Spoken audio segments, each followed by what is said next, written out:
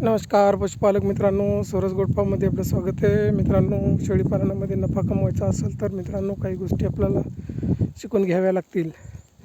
जसं की मित्रांनो, सर्वात महत्त्वाचा मेन पाया जे शेळीपालनाचा असते ते आपल्याला बकरी गाभण आहे किंवा नाही हे ओळखता आलं पाहिजे मित्रांनो.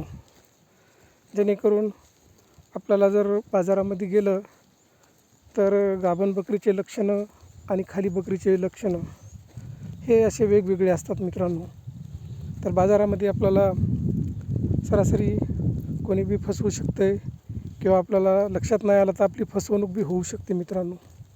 म्हणून बकरी ही खरेदी करताना आपल्याला गाभण पशुची जर आपण निवड केली, अचूक निवड करता आली तर आपलं हे शेळीपालनाचा जे फायदेशीर ठरते मित्रांनो.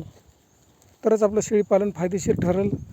नाही तर आपण गाभण बकरी आणायला गेलो आणि आपल्याला खाली जर बकरी आली तर ती बकरी आपल्याकडे पुन्हा गाभा जाईल, पुन्हा नंतर पिलू देईल किंवा अनेक कुटाणे असतात मित्रांनो. त्याच्यामध्ये काही बकऱ्याला काही ब्रुसेलोसिस झालेला असते, कासेचा आजार झालेला असते, काही गाभा जातात पण टिकत नाहीत, काही जणी टिकतात 2-3 महिने टिकतात, पुन्हा परत त्या गाभडतात.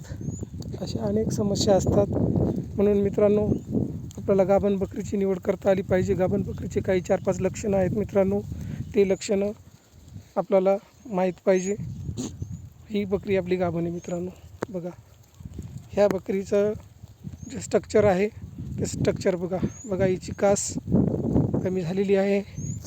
त्याच्यानंतर थोडंसं मांग फुलल्यासारखं दिसतंय, पोटाचा घेर वाटलेल्यासारखं दिसतंय आणि तिच्या अंगावर कवळी अशी एक चकाचकी आलेली आहे मित्रांनो. ही अशी बकरी जर बाजारामध्ये मिळाली तर 100% ही गाभण आहे मित्रांनो.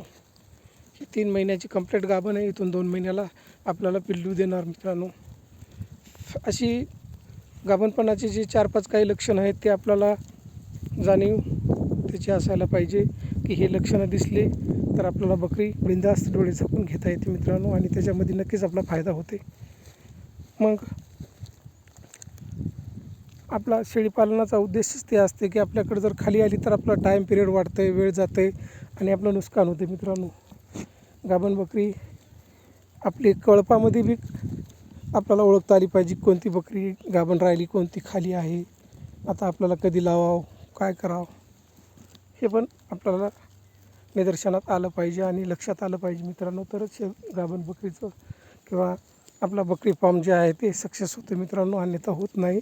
ह्या अशा काही बारीक बारीक चुका असतात त्या आपल्याला आपल्यापासून झाल्या नाही पाहिजे. याची दक्षता घ्यावं लागते मित्रांनो. तरच आपण याच्यामध्ये मुनाफा कमवू शकतो मित्रांनो. चला ठीक आहे मित्रांनो, गरजू व्यक्तीपर्यंत शेअर करा. जय जवान जय किसान मित्रांनो.